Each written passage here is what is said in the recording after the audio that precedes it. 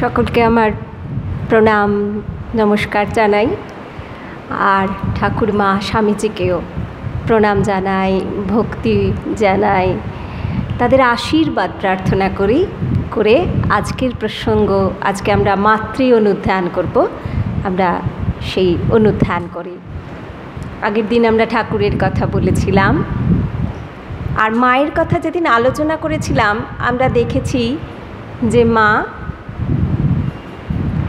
ঠাকুরের সঙ্গে বিয়ে হবার পরে যখন চলে গিয়েছেন, আমাদের ঠাকুর এতটুকু অভিমান করেনি, কি আমার বউকে তুলে নিয়ে গেল, আমি আর যাব না। ঠাকুর যখন মনে করেছেন যে আমার যাওয়া উচিত, একবার নক করে আসা উচিত, একবার তার হৃদয়ে এইটুকু পৌঁছে দেওয়া বার্তা, আমি আছি, আমি আছি, আমি থাকবো। 7 বছরের খুকিটি বালিকা মাত্র, সে স্বামী সঙ্গ বলতে কি বোঝায় নিশ্চয়ই জানে না। সে শুধু জানে বিয়ে হয়েছে কার সাথে, এই মানুষটির সাথে, আর তারপর তাকে কোলে করে তুলে নিয়ে যাওয়া হয়েছে। তো স্বামী ব্যাপারটা তার মন থেকে মুছে যেতে পারে, কিন্তু স্বামী তো তার একটা উদ্দেশ্য আছে। উদ্দেশ্য যদি হয় গড়ে পিটে নেওয়া, উদ্দেশ্য যদি ওই ছোট্ট বালিকাকে পরবর্তীকালে নিজের যে ভাব, নিজের সাধনা করে যেটা শিখলেন সেইটা প্রচার করবার জন্য মাধ্যম তৈরি করা, তাহলে সেই মাধ্যমের কাছে তো তার একটু একটু টাচ দিতে হবে বই কি, স্পর্শ দিতে হবে বই কি। তা না হলে সেই মানুষটা বুঝবে কেমন করে, জানবে কেমন করে। কিন্তু 7 বছরের খুকি, তাকে যদি অনেক কিছু বোঝানো হয় সে নিশ্চয়ই বুঝবে না। শুধু এটুকুই যথেষ্ট, আমি আছি, আমি থাকবো। 7 বছর 13 বছরে পরিণত হলো। 6 বছর মধ্যেখান থেকে বেরিয়ে গেছে। ঠাকুর কোথায়? আমি আছি। কোথায় আছি? তোমার জীবনে আছি, সঙ্গে নেই। তিনি দক্ষিণেশ্বরে রয়েছেন, তিনি সাধনা করছেন। স্ত্রী, বালিকা বধূ ধীরে ধীরে কিশোরীতে পরিণত হচ্ছে। 13 বছর বয়স, একটা সন্ধিক্ষণ মেয়েদের জীবনে, ঠিক কি না? 13-14 বছর। ওই 13 বছরে মা প্রথম জানলেন শ্বশুর বাড়ি কাকে বলে। তার আগে কি করছেন? যেরকম স্নেহময়ী তিনি দুহিতা, মায়ের বাবার আদরের দুহিতা, ঠিক সেই রকমই আছেন। ছোট ভাই বোনদের দেখছেন, নিজেদের কাপড় তখন নিজেদের বুনতে হতো, সুতো কাপাসতুলো তুলে এনে সেই সুতো বুনে নিজেরা কাপড় তৈরি করছেন, এই সমস্ত করছেন। কিন্তু শ্বশুরবাড়ি বলে তার একটা ঠিকানা আছে। সেটি কী রকম? এই 13 বছর বয়সে প্রথম দেখলেন। কিন্তু আমাদের মায়ের শ্বশুরবাড়ি দর্শন একটু অন্য রকম। সকলে শ্বশুরবাড়ি দর্শনে যায় স্বামীর সঙ্গে। আমাদের মা যখন জ্ঞানে শ্বশুরবাড়ি আসছেন প্রথমবার, তখন ভাসুর রয়েছে, ভাসুরের স্ত্রী রয়েছে, তার ছেলে মেয়ে রয়েছে, আত্মীয় স্বজন সব রয়েছে, নেই স্বামী। থাকলেন কিছুদিন, আবার বাপের বাড়ি গেলেন। পরের বছর যখন মা 14 বছরে পড়েছে, আবার শ্বশুর বাড়ি এসছেন। শ্বশুর বাড়ি আসা মানে তাকে কেউ আদর যত্ন করে তুলে রাখেনি তো সব কেসে, তো শ্বশুর বাড়িতে যা যা করণীয় করতে হয়েছে, কিন্তু তাকে পথ দেখাবার কেউ নেই, মানে শিখিয়ে দেবার, বুঝিয়ে দেবার সেই রকম কেউ নেই। কেন না, তিনি সদ্য তার বাড়ি থেকে, জয়রামবাটি থেকে এসেছেন, তার মা সেখানে রয়েছে। শ্বশুরবাড়িতে আরও একটি মা থাকে আমাদের, শাশুড়ি মা। তিনি ধরে ধরে তার বৌমাটিকে শিখিয়ে দেন অনেক কিছু। এক, স্বামী নেই, দুই, এই শাশুড়ি মাও নেই। শাশুড়ি মা তখন ছেলের কাছে দক্ষিণেশ্বরে, গঙ্গার ধারে থাকবো কি না, আমায় তুই নিয়ে চল। তাই ঠাকুরের কাছে তার মা রয়েছেন। তো যে মন্দিরে দেবতা নেই, মানে শিবের মন্দির, শিবের মূর্তিটুকুই নেই, নন্দী আছে, আরও সব কিছু আছে, সেটা কিরম ফাঁকা ফাঁকা লাগে না? মায়ের ক্ষেত্রে যেন সেই রকম। প্যান্ডেলটা দর্শন হলো, দুর্গা ঠাকুর তখনও ওঠেনি, এরকম একটা ব্যাপার। তো ফিরে এলেন দ্বিতীয়বার, এসে সেবারে অনেক মাস থাকলেন, 6-7 মাস থেকেছেন। প্রথমবারে 6-7 মাস বোধহয় থেকেছেন, কিছু একটা এরকম হবে। তারপরের বারে বোধহয় 1.5 মাস থেকেছেন। ফিরে এসেছেন বাড়িতে, জয়রামবাটিতে। 3-4 মাস কেটে গিয়েছে, তলব এলো।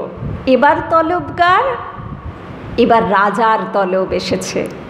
কেন কি, আমাদের ঠাকুর এসেছেন কামারপুকুরে, প্যান্ডেল আর ফাঁকা নেই, এবার ঠাকুর এসেছেন। তখন কি হয়েছে ঘটনা, কেন এলেন?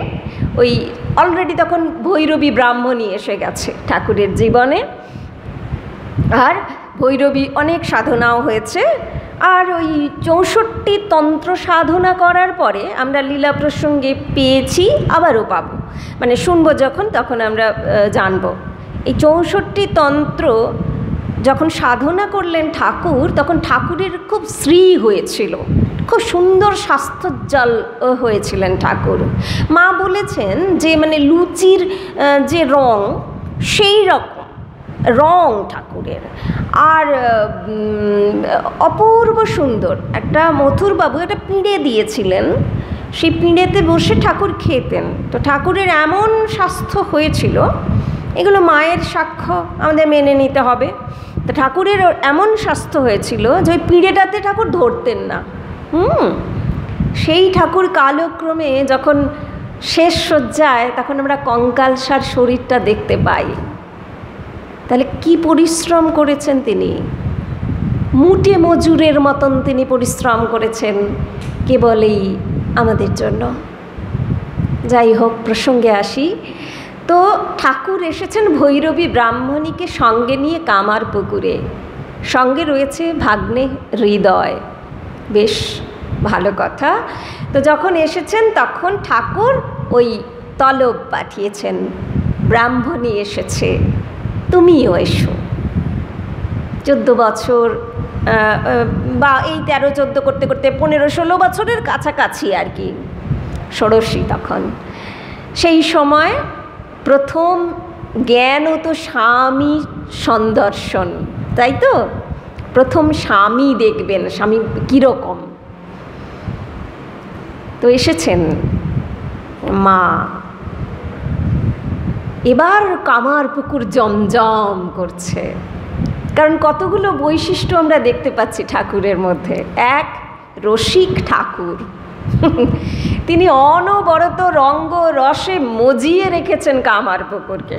কখনো এর পিছনে লাগেন, কখনো ওর পিছনে লাগেন, কিন্তু একটি কথাও ফেলনা নয়। প্রত্যেকটা রসিকতার মধ্যে কিছু পাঠ রয়েছে। এই পাঠ, এই রসিকতাগুলো আমরা মায়ের মুখ থেকে পাই, বিভিন্ন সময় মায়ের কথায় পাই। অনেক ছেলেদেরকে তিনি বলেছেন। কিভাবে বলেছেন? ঠাকুর কত রসিক, হ্যাঁ সেটা একটা। আর একটা কি বলতে চাইছেন, ওই যে প্রত্যেকটি কথা থেকে ঠাকুরের একটা পাঠ দিয়েছেন, এটা আর কারোর চোখে পড়ুক না পড়ুক, আমাদের মা ওই পাঠটি কিন্তু নিয়েছেন।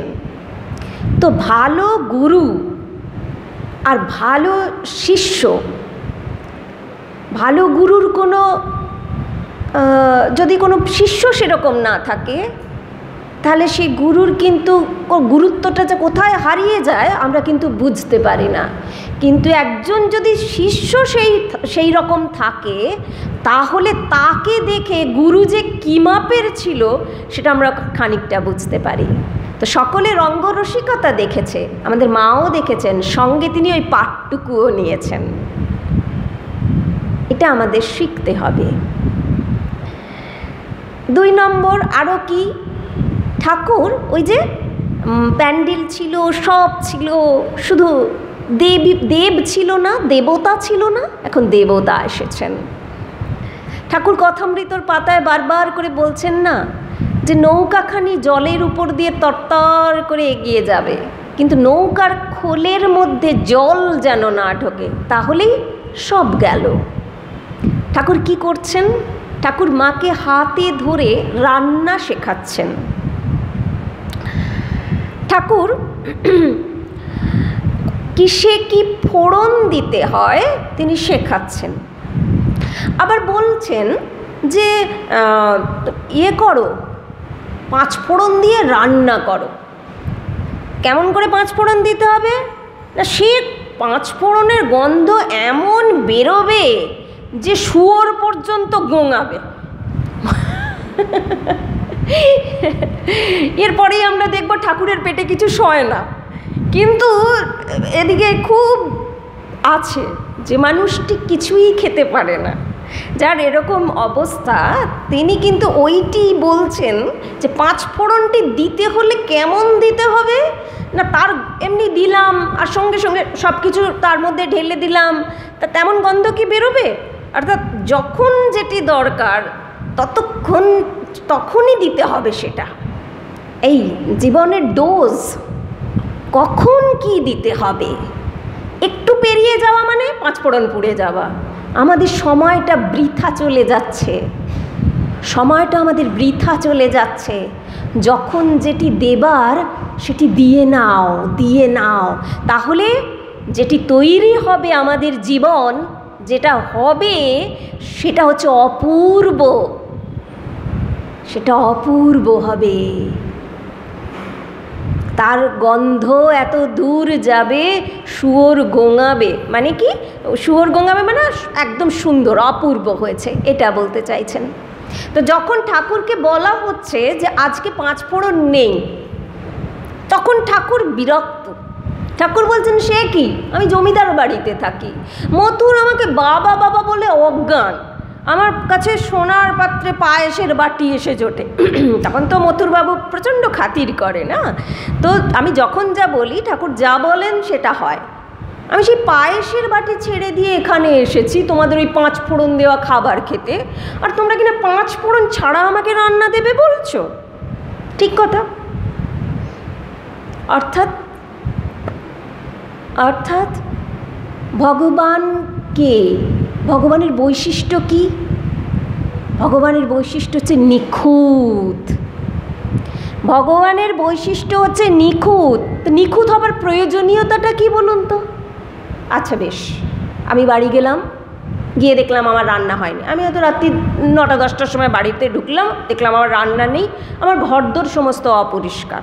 আমার পরের দিন যে কাজটা করতে যাব আমি, সেই পরের দিনের কাজ করবার জন্য যে প্রিপারেশন, সেটা আমার কিচ্ছু হয়নি, এবং হবার মতন আমার ব্যবস্থাটাও আমি তৈরি করে রাখিনি।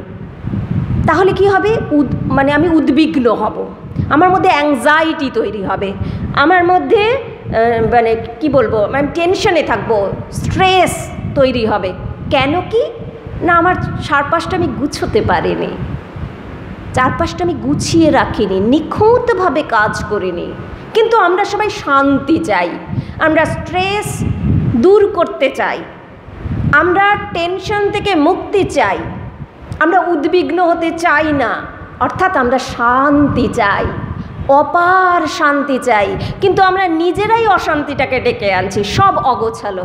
এটা তো ঘরের অগোছালো করবার কথা বললাম। নিজের মনগুলোর দিকে তাকিয়ে দেখি, মনগুলোকে আমরা অগোছালো করে রেখেছি। নিজেকে গুছাবার চেষ্টা না করে ও কীরকমভাবে কি করছে তার দিকে লক্ষ্য করে চোখ পেতে বসে রয়েছি, সেটা নিয়ে মনের মধ্যে কালচার করছি।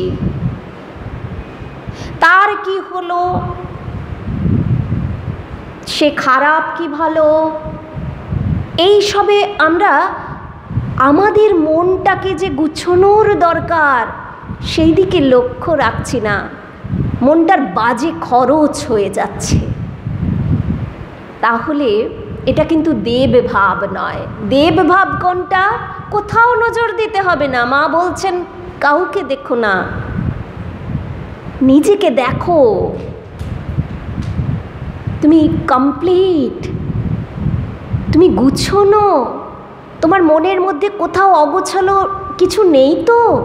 যদি এতটুকু অগোছালো কিছু থাকে তাহলে তুমি স্ট্রেস থাকবে। যতই যোগা করো, প্রাণায়াম করো, টেনশন মুক্ত হতে পারবে না।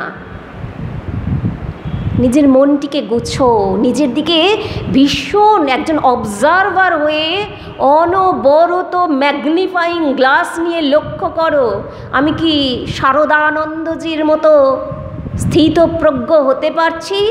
সংসারের হাজার অসুবিধার মধ্যে আমি আমার কাজটা করে যেতে পারছি? অনেক রকম অসুবিধার মধ্যে দিয়েও আমি কি আমার যেটা দায়িত্ব, কর্তব্য, সেটা আশু কর্তব্য হোক বা ভগবানের দেওয়া কর্তব্য হোক, সেটা কি আমি যতটা নিখুঁতভাবে পারা সম্ভব ততটা করছি? আমি কি নিজের দোষটা পূরণ করবার বা নিজের দোষটাকে, নিজের কমতিটাকে, ঘাটতিটাকে পূরণ করবার চেষ্টা করছি, না আমার দোষটা ঢাকবার জন্য অন্যের দোষটাকে দেখে আনন্দ পাচ্ছি, ওরও দোষ আছে আমারও দোষ আছে? তাহলে টেনশন ফ্রি হতে পারবো না। তো ভগবানের বৈশিষ্ট্য হচ্ছে, ভগবানের কাছাকাছি আমি যাচ্ছি, আমি বুঝবো কেমন করে? এই বাইরের জগৎটা যেমন গুছিয়ে আনবো, আমি গুছিয়ে আনি অলরেডি। আমার ব্যাংকে ঠিক ঠিক সময় টাকাটা পড়ে পিপিএফের, হ্যাঁ, আমি এলআইসিতে যখন যেরকম দরকার তখন দিই। কেন কি? আমি শান্তি চাইছি। একটা শান্তি কীরকম না, আমার যদি অসুবিধা হয় শারীরিক, মেডিক্লেম আমাকে বাঁচাবে। আমার যদি অ্যাক্সিডেন্ট হয়ে যায় আমার পরিবারকে এলআইসি বাঁচাবে। ওফ, আমি আর কোনো আমার দুশ্চিন্তা নেই, আর মেডিক্লেম আছে, আমার এলআইসি আছে, আমি চাকরি করি, পিপিএফে টাকা জমা দিই, আমার সময় সময় পেনশন পাবো, টাকা পাবো, ব্যাস। সত্যই কি তাই হয়? তাও হয় না। তাহলে এই যে এই বাইরের জগৎটা যেরকম গুছোবো, একই সঙ্গে ভিতরটাকেও গুছোতে হবে। যদি সেটা না শিখে উঠতে পারি তাহলে ঠাকুরের ঐশ্বর্য আমি পেয়েছি আমি ক্লেম করতে পারবো না তার কাছে গিয়ে, দেখো আমি তোমার ঐশ্বর্য পেয়েছি, আমি তোমার সন্তান, আমি ক্লেম করতে পারবো না, আমার যোগ্যতা তৈরি হয়নি। তাই ভিতরটাকে গুছোতে হবে। তো ঠাকুর হচ্ছে সেই রকম, যেখানে যেটা যতটা দরকার ততটা দিতে হবে, যখন দরকার তখন দিতে হবে। পৃথিবীতে আমরা দেখি একটি ফুল ফুটে ওঠে, কোনো দিন দেখেছেন গোলাপ ফুলে গন্ধ ছাড়া গোলাপ ফুল? প্রজাপতির পাখনায় যে প্রজাপতির জটা করে রং থাকে, কোনো দিন দেখেছেন সেই প্রজাপতির ওই রং কম আছে? একটা পুটকি কম আছে? নেই। রামধনুতে 7টা রং কখনো কম পড়েছে? ঠাকুর ভুলে গিয়েছেন, এরকম হয়েছে? যিনি স্রষ্টা সে 7টা রঙই কিন্তু দেখাবে। ঋতুতে ঋতুতে যে ভ্যারিয়েশন, সেগুলো কখনো আমরা কম হতে দেখি? শিশির পড়তে আমরা মানে শিশির দিতে ভুলে গেছেন ঠাকুর, এমন আমরা কখনো হয়েছে? হয়নি, হয় না। কেন কি? ঠাকুর নিখুঁত। পৃথিবীটা আমাদের যবে থেকে আমরা জেনেছি যে পৃথিবীটা 66.5 ডিগ্রি হেলে আছে, তার বহু আগে থেকে পৃথিবী 66.5 ডিগ্রি হেলে আছে। আজ কিন্তু 67 ডিগ্রি হয়ে যায়নি, এখনও 66.5 ডিগ্রি হেলে আছে। এখনও 23 ঘন্টা 56 মিনিটেই কিন্তু একটি দিন কমপ্লিট করতে ঠাকুর ভুলে যান না। অর্থাৎ ঠাকুরের বৈশিষ্ট্য হচ্ছে ঠাকুর নিখুঁত। আমরা নিখুঁত হই, এটি ঠাকুর বড় চান। মাকে উপলক্ষ করে তিনি লোকশিক্ষা দিচ্ছেন। গিরিশ ঘোষকে বলছেন, ঠাকুরের দুটো মাধ্যম, এক মা, তার সঙ্গে গিরিশ ঘোষ। কি অদ্ভুত না? আরও আছে অনেকে, আমি দুটো নামকে একসঙ্গে সাইমালটেনিয়াসলি উচ্চারণ এই জন্যে করছি, দুটোর মধ্যে কতটা পার্থক্য। এক মা লোক শিক্ষা দিয়ে বেড়াচ্ছেন, আর একদিকে গিরিশ ঘোষ বলছে না আমি তুমি বই কিছু আর ভাবতে পারছি না, আমি শুধু তোমারই ধ্যান করব, আমি আর নাটক করব না, থিয়েটার করব না। ঠাকুর বলছেন না, তা করলে চলবে না, থিয়েটার করবে। কেন? ওতে লোক শিক্ষা হবে। অর্থাৎ লোক শিক্ষার জন্য তিনি বাছাই করে দুটো মাধ্যম নিয়েছেন। একটা মা ঘরে ঘরে যাবেন, রামকৃষ্ণ ভাবকে তিনি প্রসারিত করবেন। যেখানে ঠাকুর যেতে পারেননি মা সেখানে পৌঁছে যাবেন, যেখানে ঠাকুর কাজ করতে পারেননি মা সেখানে কাজ করবেন। আমার থেকে অনেক বেশি কাজ তোমাকে করতে হবে। ঠাকুর এমন জায়গায় পৌঁছতে পারেননি যেখানে মা কিন্তু অনায়াসে পৌঁছে যাবে। আমরা সেই কথায় আসবো আজকে। তো ঠাকুর মাকে দিয়ে আমাদের বলছেন, এই যে 5 ফোড়ন দিতে বলছেন, কখন কীরকম দিতে হবে, তো সে বলছেন যে নিখুঁত হও। মা টেনশন ফ্রি। তিনি বাবা রামদেবের কাছে বসে তাকে প্রাণায়াম শিখতে হয়নি, এমনি টেনশন ফ্রি। কেন কি? গুছিয়ে দিয়েছেন তিনি, মনটাকেও গুছিয়ে দিয়েছেন। ঠাকুর যেমন বলেছেন সেই ডোজটি যেমন দিয়েছেন মা ঠিক তেমনটি করেছেন। তাই মায়ের কোনো এটি পাবার বাসনা নেই, হায় হারিয়ে গেল বলে চিন্তা নেই, ওটি হলে কত ভালো হতো এরকম হাহুতাশ নেই। এই প্রত্যেকটি জিনিস আমাদের মধ্যে যত বেশি পরিমাণে থাকে তত বেশি টেনশন থাকে। এক মহারাজ আমাকে বলেছিলেন, যত নিজের যোগ্যতা সবসময় বুঝবি, যাচাই করবি নিজের দিকে তাকিয়ে। পৃথিবীতে কাজের কোনো অভাব নেই। আমি ওই যে একটা না সুন্দর ফেসবুকে আমি দেখেছিলাম, একটা মানে আসক্তি কীরকম, এন্ডলেস। একটা হনুমান, তার হাতে একজন দর্শক বা একজন কেউ একটা কলা দিচ্ছে, কলাটা নিচ্ছে, 2টো দিল, নিল, 3টে দিল, নিল, 4টে দিল, নিল, পড়ে যাচ্ছে হাত দিয়ে, সেটা তুলবার চেষ্টা করছে, পারছে না, তারপর আরেকটাও দিয়ে দিচ্ছে, সেটাও নিয়ে নিচ্ছে। 6টা 7টা 10টা সব পড়ে যাচ্ছে, একদিক দিয়ে পড়ে যাচ্ছে, কিন্তু তার নেবার ইচ্ছা নেই। সে যে কটা পেরেছে নিয়ে পালিয়ে যাচ্ছে তা কিন্তু না, সে আরও চাই, আরও নেব, আরও। আমাদের কিন্তু তাই। মহারাজ ঠিক ওইটি আমাকে বললেন যে জগতে অনেক কিছু আছে, কিন্তু নিজের দিকে তাকিয়ে সবসময় যোগ্যতাটা যাচাই করবি। আমি কতটুকু খেতে পারি, আমি কতটুকু কাজ করতে পারি, আমার কতটা ক্ষমতা। আমি যদি তার থেকে অনেক বেশি আমার মাথার উপর চাপিয়ে নিই, আমি নেব, আমি অনেক বড় কাজ করব, আমাকে দিন, অথচ আমি যোগ্য নই, আমি টেনশনে পড়ে যাব। হবে কি না? কখন করব, কিভাবে করব বুঝতে পারছি না, কিন্তু অন্যের কাছে ভালো হবার জন্য আমি যেতে কাজ নিয়েছি বা কিছু করেছি বা বড় কাজ করব আমি, কিন্তু আমার যোগ্যতাই নেই অতটা, আমার ক্ষমতাই নেই অতটা। তাহলে সেজন্য যতটুকু কাজ তুমি পারো সেটুকুকে নিখুঁতভাবে করো। এগুলো একটা ফর্মুলা, এগুলো জীবনে একটা ফর্মুলা। কিসের? ওই যেটার জন্য আমরা হাহুতাশ করছি, সব কিছু পাবার পরেও শান্তি নেই, অশান্তি কি করে কমবে? এইগুলি হচ্ছে তার উপায়। তো মায়ের মধ্যে তাই আমরা দেখছি ওই ওটি কেন পেলাম না, হায় চলে গেল, কি হবে, তো অসুবিধা হবে সেই ভেবে মায়ের রাতে ঘুম হচ্ছে না। মায়ের রাতে ঘুম হচ্ছে না কেন?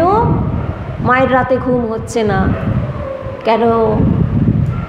একটা সুন্দর দৃশ্য আমরা দেখতে পাই ঠাকুর মায়ের জীবনে, ঠাকুরও রয়েছেন তখন। কি সেই দৃশ্য? এক পরম পবিত্র দৃশ্য। দৃশ্যখানি কল্পনা করলেই বড় শান্তি আসে মনে। মা তো ওই খাঁচার মধ্যে বন্দি, যে খাঁচার মধ্যে দিনের বেলা 40 পা দূরে থাকে, ঠাকুরের থেকে কখনো বেরোয় না, কিন্তু রাত্রেবেলা তখন তো আর কেউ নেই। মায়ের মানে কি বলবো, সূর্য তিনির মুখ দেখেন না আর কি, রাত্রেবেলা কেউ নেই। তাই জ্যোৎস্না আলোকিত রাত্রির একদিন মা ওই বকুলতলার ঘাটে গিয়ে বসে রয়েছেন, খুব হাওয়া দিচ্ছে। সেই হাওয়ায় মায়ের মাথার কাপড়, গায়ের কাপড় সরে গিয়েছে। আমরা ফটোয় দেখেছি মায়ের মাথায় লম্বা লম্বা রাশিকৃত চুল, সেই চুল হাওয়ায় উড়ছে, আর মা স্তব্ধ হয়ে তাকিয়ে রয়েছেন।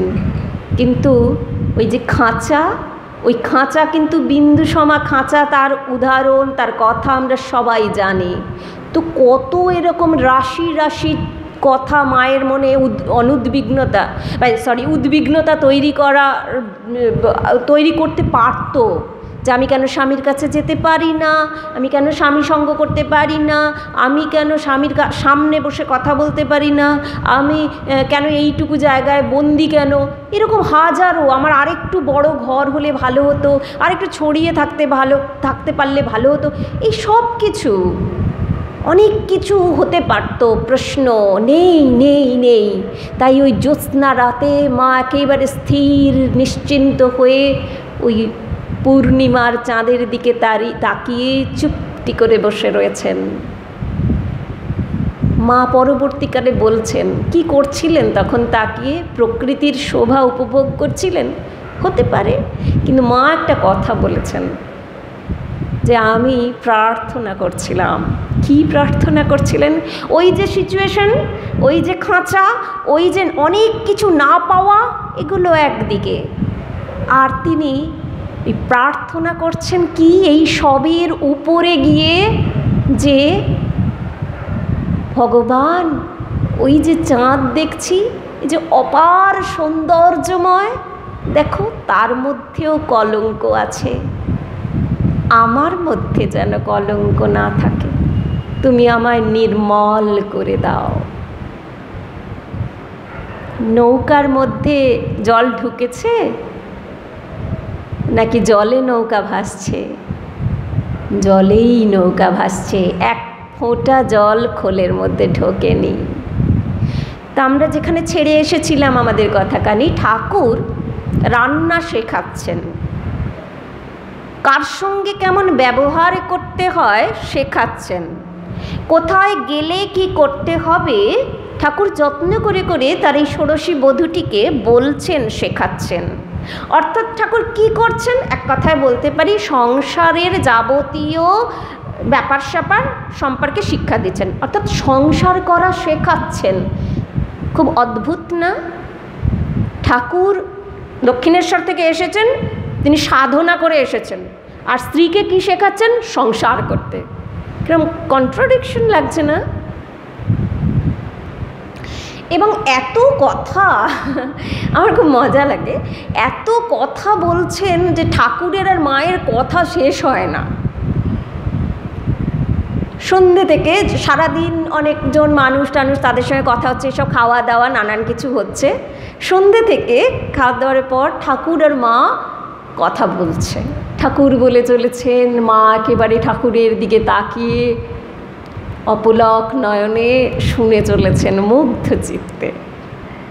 না জানি সেই সময়টুকুতে এই যে পবিত্র এক দাম্পত্য, পৃথিবী এর সাক্ষ্য।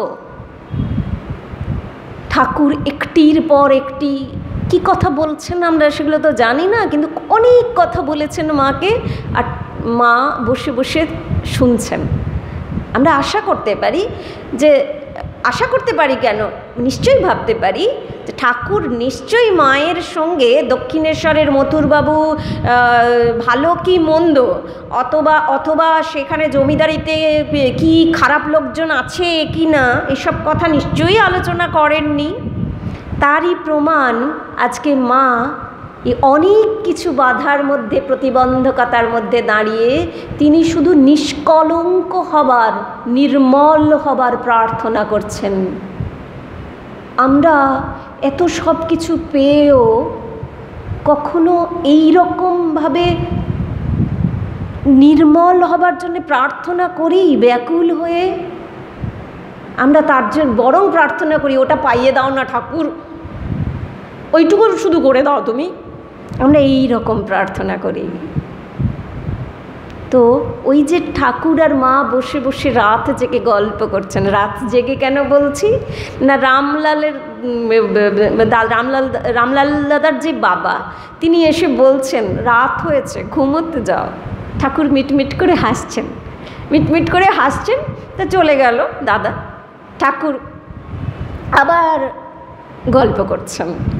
মা বলছেন সারা রাত কেটে যেত, আমাদের গল্প ফুরোতো না।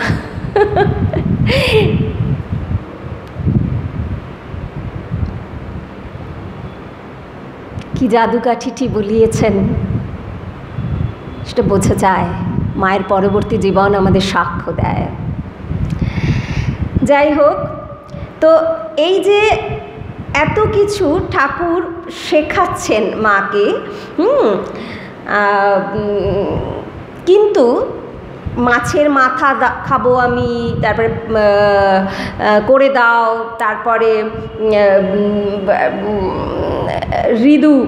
হৃদয়রামকে বলছে, মানে যে মজা করা বলছি, হৃদয়কে বলছে রান্না হয়েছে দুরকম। আমাদের মা তখন ছোট্ট খুকি কিশোরী, মাও একটু একটু রান্না করেছে, তো স্বামীকে খাওয়াবে, কারণ ঠাকুর শিখিয়েছেন। তো তারও মনের ইচ্ছা যে আমিও আমার স্বামীকে করে খাওয়াই, করেছেন, কিন্তু একটু অতটা ভালো হয়নি, পাকা গিন্নির যেরকম হয়। তো সেইটি খেতে দেওয়া হয়েছে। তো স্বাদ তো ঠাকুর সুন্দর বুঝে গেছেন যে দুটি দুরকম স্বাদ হয়েছে, আর ঠিক তিনি অনুমান করেছেন এটি আমার সারদা, তো অন্যটি পাকা গিন্নির, বৌদির। তো ঠাকুর সেটা আবার মজা করে বলছেন। ঠাকুরের এই যে প্রচণ্ড ইন্টেলিজেন্ট, তো বুঝতে পারা যায় এই এত রসিক, তো এই জিনিসটা কিন্তু খুব ইন্টেলিজেন্ট না হলে হয় না। তা বলছেন হৃদয়কে যে ও হৃদু, এটা যে রেঁধেছে সে হচ্ছে রামদাস বদ্যি, আর এটা যার কেরামতি সে হলো শ্রীনাথ সেন। তা রামদাস বদ্যি আর শ্রীনাথ সেন ব্যাপারটা কি সবাই শুনছে যে কি বলছেন ঠাকুর। তো লক্ষ্মী দিদির মা হচ্ছে ওই রামদাস বদ্যি, মানে যার খুব সুনাম, যে অনেক মানে প্রতিষ্ঠিত বদ্যি আর কি, তার অনেক টাকা ভিজিট।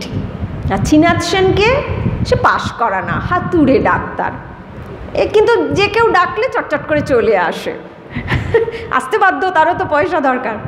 তো এই দুটিকে তিনি কম্পেয়ার করে বলছেন যে শ্রীনাথ সেনের রান্না হয়েছে, এটা পাশ করা নয়, কম ভিজিটের ডাক্তার, এইটি হচ্ছে পাকা গিন্নির, সে হচ্ছে রামদাস বদ্যি, পাশ করা, একদম ট্রেন্ড। তো শুনে ভিতর থেকে হাসছে, তো বুঝতেই পারছে কোনটি শ্রীনাথ সেন, তা মাও বুঝছেন আমাকেই শ্রীনাথ সেন বলছে, আর লক্ষ্মী দিদির মাকে বদ্যি মশাই বলছে, বুঝতে পেরেছেন। তাই হৃদয় আমাদের ভালো উত্তর দিয়েছে। কি উত্তর দিয়েছে? বলছে তা বটে মামা, তবে তোমার এই হাতুড়ে বদ্যিটি তুমি সব সময় পাবে, তোমার গা টিপতে বলো টিপে দেবে, পা টিপতে বলো টিপে দেবে, ডাকলেই হলো।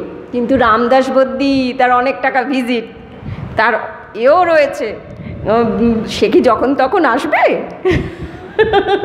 তো তোমার এই শ্রীনাথ সেনই ভালো, হাতুড়ে ডাক্তারই ভালো। তখন ঠাকুর বলছেন তা বটে, তা বটে।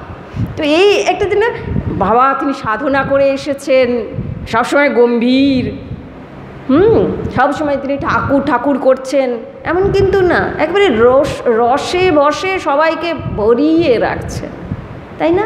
সেরকমই একটা চিত্র আমরা ফুটে উঠছে। তিনি সংসারও করছেন, সংসারে যাবতীয় কথা বলছেন, আবার এদিকে বোধও দিচ্ছেন।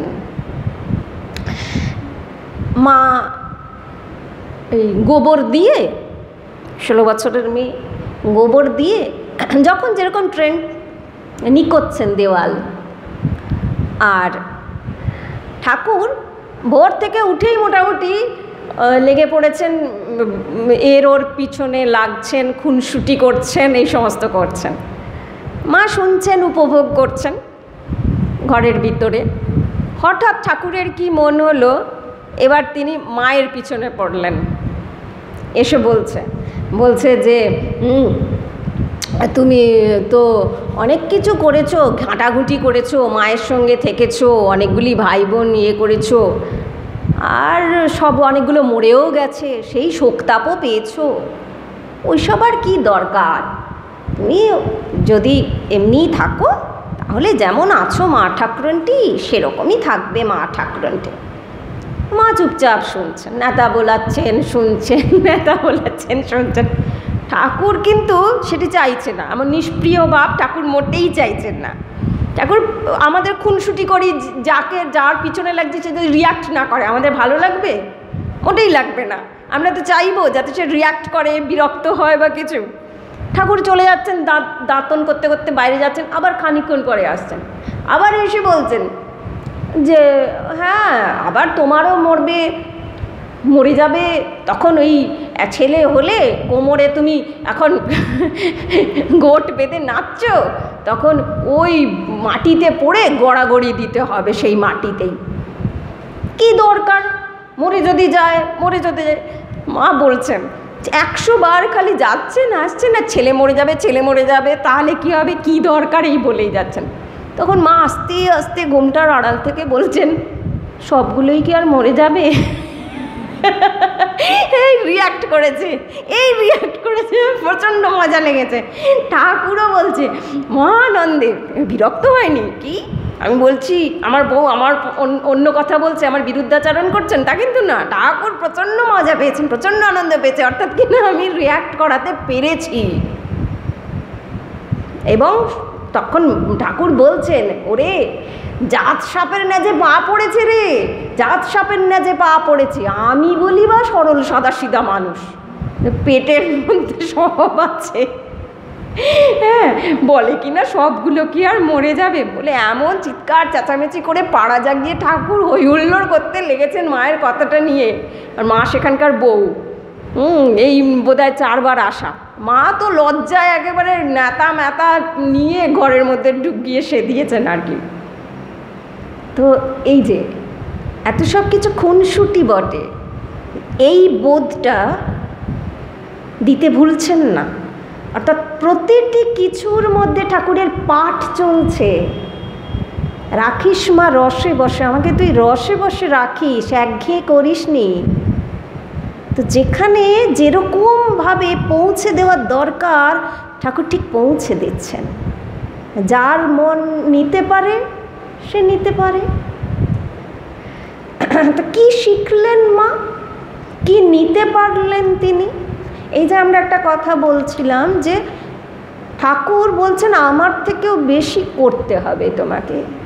ঠাকুর যেখানে পৌঁছতে পারেননি মা সেখানে পৌঁছে যাচ্ছেন। এই একটা সময় আমাদের বাংলাতে আমরা জাতপাত নিয়ে আজও মারামারি কাটাকাটি চলছে, রিসেন্টলি চলছে। তো একটা কথাকে কেন্দ্র করে, নানান কিছুকে কেন্দ্র করে চলছে, মানে মোটামুটি আমরা দেখতে পাচ্ছি জাতপাত নিয়ে দাঙ্গা মারামারি হচ্ছে, তাই হচ্ছে। তো কিন্তু এই যে আমাদের ঠাকুরের সার্বজনীন যে সহিষ্ণুতা, অর্থাৎ কিনা তিনি কাউকে তিনি ওর ছোট ও বড় এইটি বোধ করবার জায়গা পর্যন্ত রাখেননি। তিনি সব পথে গিয়ে গিয়ে তিনি দেখিয়ে দিয়েছেন যে উঁচু গলায় বলছেন হ্যাঁ আমি দেখেছি সব রকম পথে গিয়ে, যে সব কটা পথ তার কাছে গিয়েই পৌঁছেছে। ওখানে গিয়ে সব মেলামেশা। ছাদে পৌঁছতে হবে, ছাদে গিয়ে আমি এদিক ওদিক সেদিক দিয়ে, সিঁড়ি দিয়ে, মই দিয়ে, দড়ি দিয়ে, পায়খানার রাস্তা দিয়ে, সর্বত্র গিয়ে আমি দেখেছি। ছাদে গেছি, গিয়ে দেখেছি সব এক, সব পথে শুধু তার কাছেই যাওয়া যায়, পথটা শুধু আলাদা। এই যে ঠাকুর বলছেন কারণ তিনি নিজে সেটি দেখছেন, তাই তো। তো কথার কথা নয়, আমরা সেটা নিতে পারছি না। কোথাও সেখানে তুমি ছোট আমি বড়, সেটা কখন হবে? আমার পথটা শ্রেষ্ঠ পথ, তোমার পথটা ভ্রান্ত পথ, এটা বলছি। কিন্তু তারা শুধু তাদের নিজেদের পথেই গেছে। ঠাকুর কেন ইউনিক? কেন কি তিনি সব কটা পথে গিয়ে সবার অশান্তিকে এক কথায় মিটিয়ে দিয়েছেন যে না, যত মত দিয়েই যাও না কেন আচার আচরণ করতে করতে, সেটাও কিন্তু সেই ভগবানেরই পথ। সেই পথ ধরে এগোলে তুমি ভগবানের কাছেই পৌঁছবে, বাঁকা হোক আর সরল হোক তার কাছে পৌঁছবে। দেরি লাগবে, শর্টকাট হবে, কিন্তু তার কাছেই পৌঁছবে।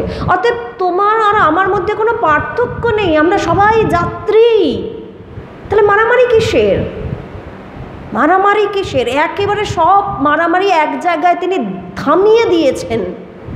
মা সেইটি শিখেছেন, মা সেইটা শিখেছেন। আমরা একসময় বলি যে বৈদিক যুগ ছিল, তখন গার্গী অপালাদের যুগ ছিল, তখন বৈদিক যুগে এক আত্মা, বেদান্তের ভাব। তাহলে সেখানে নিশ্চয়ই কোনো এই ছিল না যে তুমি ছোট আমি বড়, ওদিকে শূদ্র ওদিকে নিচু জাত উঁচু জাত, ছিল না। এগুলো বাংলাতে বা সর্বত্র এলো কখন? ইতিহাস বলছে যে একটা সময় যখন এই সব রাজা টাজাদের সময় শুরু হলো, তখন একটা সময় দাক্ষিণাত্য থেকে এলো বর্মন, সেন বর্মন রাজারা। তাদের রাজত্ব যখন শুরু হলো, তারা এই ব্রাহ্মণ থেকে ক্ষত্রিয় হয়েছিল, তাই ব্রাহ্মণত্বকে ভীষণ রকম গুরুত্ব দিত। সেই জন্যে জাতপাত ছোঁয়াছুঁয়ির বাধা তারা প্রচণ্ড পরিমাণে মানত আর মানতে বাধ্য করত। ঠিক সেই সময়তেই এই জন্য আমরা দেখতে পাই যে বাংলাতেও এই ছোঁয়াছুঁয়ি, স্পৃশ্য অস্পৃশ্য জাতপাতের ব্যাপারটা খুব বেশি পরিমাণে ছড়িয়েছিল। ঠাকুর যতমত ততপথ বলেছেন বটে, কিন্তু আমরা দেখতে পাই তার পবিত্র শরীর যদি কোনো অসৎ মানুষ তার গ্লাসটাকে স্পর্শ করেছে, তাহলে ঠাকুর দেখেননি, ঠাকুরের অনুপস্থিতিতে করেছেন, কিন্তু ঠাকুর সেই জল গ্রহণ করতে পারতেন না। যদি কোনো অসৎ শরীর নিয়ে, অসৎ ভাব নিয়ে কেউ যদি ঠাকুরের পাটি স্পর্শ করত, ঠাকুর জ্বলে গেল বলে চিৎকার করতেন, ঠাকুরের কষ্ট হতো, অর্থাৎ ঠাকুর নিতে পারতেন না। তাই তো ঠাকুরের ব্রাহ্মণ শরীর এই জন্যে বলেছেন, লেটো তুই বিছানাটা ছেড়ে দাঁড়া, আমি খাবো। ঠাকুর ওই জায়গায় পৌঁছতে পারেননি। মা কিন্তু এই ব্যারিয়ার ভেঙে দিয়ে চলে গেছেন। এইটা ঠাকুরের কাছ থেকে মা শিখেছেন। তাই আমি যেখানে যেতে পারিনি, আমি যা করেছি তোমাকে তার থেকে বেশি করতে হবে। তার একটা উদাহরণ দিয়ে আজকে আমরা শেষ করব। এর আগেও বলি ভৈরবী ব্রাহ্মণী, তিনি যখন এসেছেন, তখন একটা বিশাল এইরকম ছোঁয়াছুঁই নিয়ে গণ্ডগোল হয়েছিল।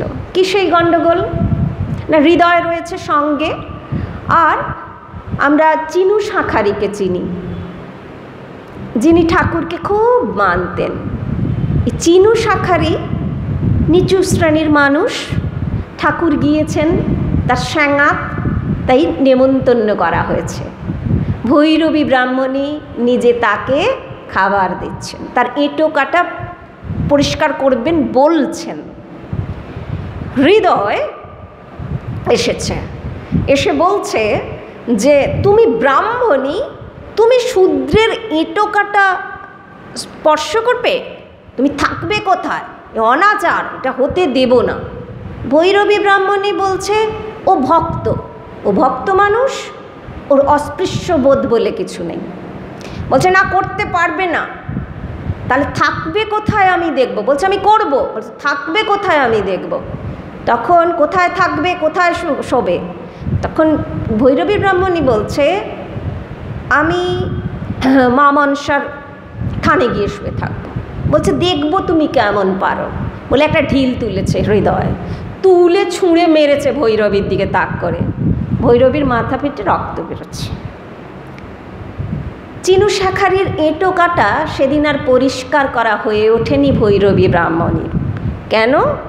এই হৃদয়, মানে পার্থক্য, হৃদয় কিন্তু ঠাকুরের কাছে সদা সর্বদা থেকেছে, নিজেকে ভীষণ সে বড় মানুষ বলে মনে করে, এবং ব্রাহ্মণ্য ধর্মের সে হচ্ছে এখানে রিপ্রেজেন্টেটিভ এবং অহংকারে পরিপূর্ণ।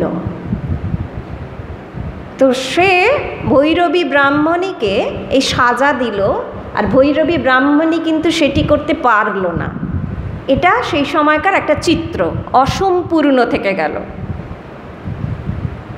অনেক পরে, ঠাকুর নেই, মা রয়েছেন, আর লক্ষ্মী দিদি করছেন কি, ছুঁড়ে ছুঁড়ে আমজাদকে খাবার দিচ্ছেন। এটা খুব স্বাভাবিক ঘটনা, কোনো একটা বিশেষ কিছু অন্যায় করছে তা কিন্তু নয়, সবাই দেখছে। মা অন্যত্র কিছু কাজ করছেন। এই যে লালন বলছে যে এই যে জাতপাত, সুন্নত না হলে আমরা চিনতে পারছি, মুসলমানের হলে বুঝি মুসলমান লোক, কিন্তু মুসলমান মহিলাকে দেখে চিনতে পারা যায় না। ব্রাহ্মণকেও পইতে দেখে চিনি, কিন্তু নারীকে চেনা যায় না। তো এগুলো মিনিংলেস, কিন্তু সমাজ মানছে, ঠাকুরকেও কোথাও কোথাও সেটাকে আমরা পালন করতে দেখছি। তার একটা উদাহরণও আমরা দিলাম। আর ওই দিকে নলিনী দিদি, নলিনী দিদি তিনি ওই ছুঁড়ে ছুঁড়ে খেতে দিচ্ছেন আমজাদকে। এর কত পরের ঘটনা।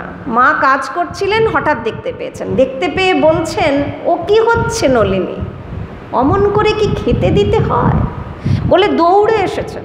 দৌড়ে এসে সুন্দর করে কাছে বসে খাইয়েছেন।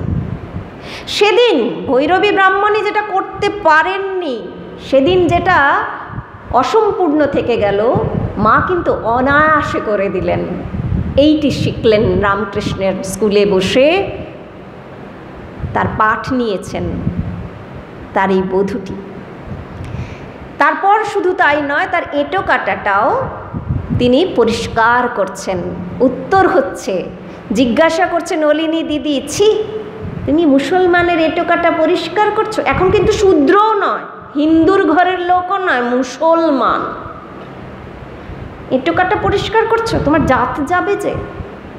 মা একটা কথা সেরে দিলেন যে ছেলের এঁটো পরিষ্কার করলে জাত যায় নাকি, ছেলে যে। এই হচ্ছে ঠাকুর আর তার শিক্ষা।